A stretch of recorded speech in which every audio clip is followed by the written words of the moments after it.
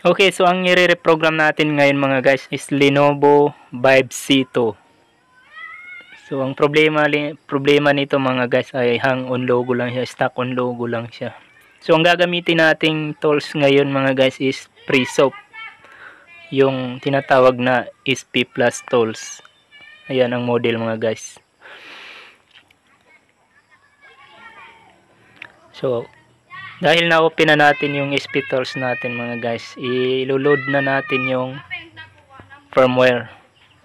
Ilalagay natin yung flash file mga guys, no, or yung firmware na tinatawag or yung program na gagamitin natin pang reprogram sa cellphone natin. So click lang natin yung nasa gitna na box mga guys, yung doon sa pinakagilid niya. Click lang natin yung box na yon para mapunta tayo doon sa folder kung saan natin nalagay yung firmware. So hanapin natin yung firmware kung saan natin nalagay na folder.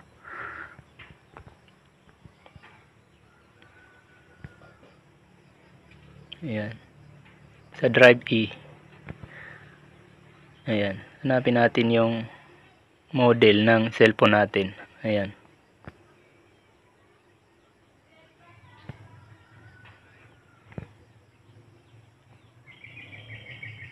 Ayan. Click natin yan isang beses, then open.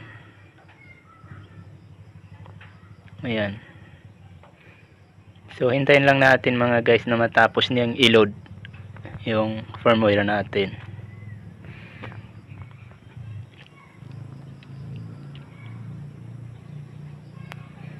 So ang gagamitin natin ngayon mga guys ay ang ating voltage regulator, yung gagamitin nating power supply. Dahil low bat masyado yung battery natin. Yung battery ng cellphone natin is battery empty. So hindi natin siya pwedeng gamitin pang reprogram kasi nga low bat siya. So itong power supply na lang ang gagamitin natin bilang battery sa ating cellphone na i-reprogram. Ayan, so na-load na siya mga guys. So dahil na-load na siya mga guys, ang gagawin naman natin ay i-click natin yung download button doon sa taas ng SP Plus Tools. So click natin mga guys. Ayan. Then pag na-click natin yung download button, saka natin i-paslock yung USB cable. So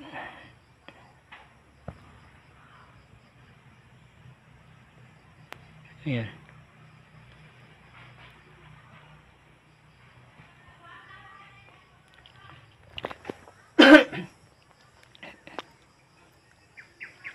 Ayan. Okay, so nag-detect na siya mga guys, no? So tingnan natin kung tutuloy yan siya o hindi.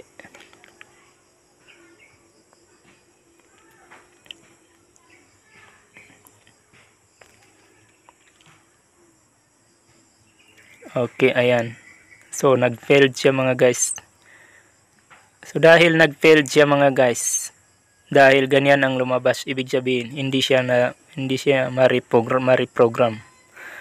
So ang gagawin natin mga guys is gagamit tayo ng mababang version ng SP Plus Tools.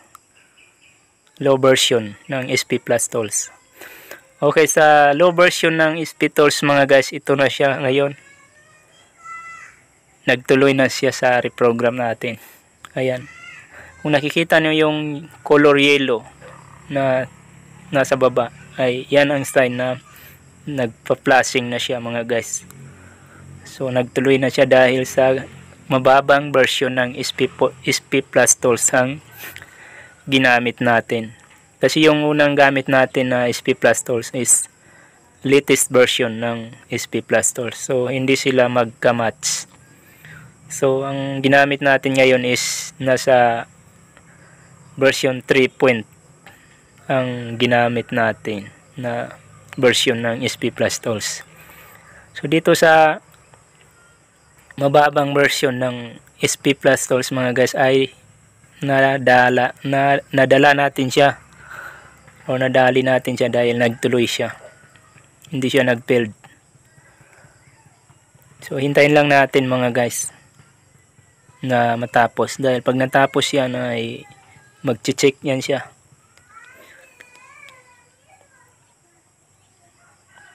Hintayin natin munang mag-abot ng 100% yung color yellow sa baba.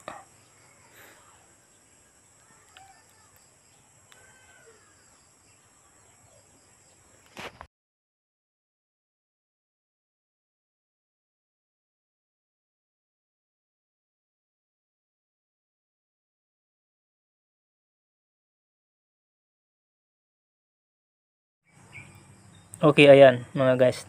Tapos na siya mga guys kasi nag-check na siya. So, pwede na nating paandarin yung cellphone natin mga guys. Dahil natapos na siya ng reprogram.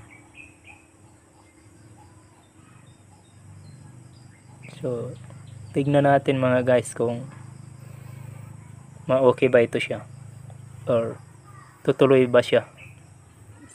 Tignan natin kung hindi siya mag-stuck on logo.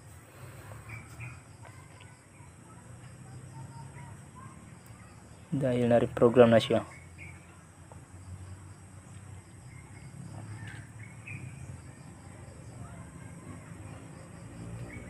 Hintayin natin mga guys kasi kapag after kasi nating mag-reprogram ng cellphone mga guys ay talagang matagal yan siya mag-stay sa kaniyang logo.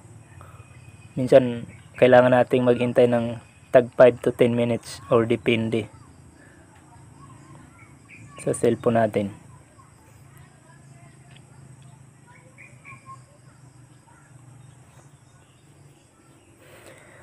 Okay, ito mga guys ay inabot na ng halos sobra 10 minuto ko nang hinintay na maalis siya sa logo, pero stay stuck on logo pa rin siya mga guys. So ibig sabihin mga guys, hindi siya nadala ng reprogram dahil ibig sabihin may problema sa kanyang eMMC mga guys.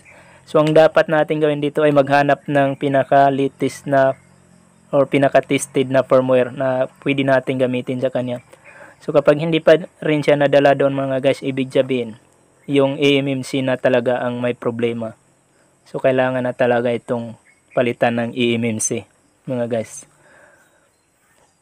So maraming salamat sa panonood mga guys. Sana ay may natutunan kayo sa video na ito. At kung nagustuhan mo ang video na ito, huwag mong kalimutang i-like at i-share. Maraming salamat sa panonood.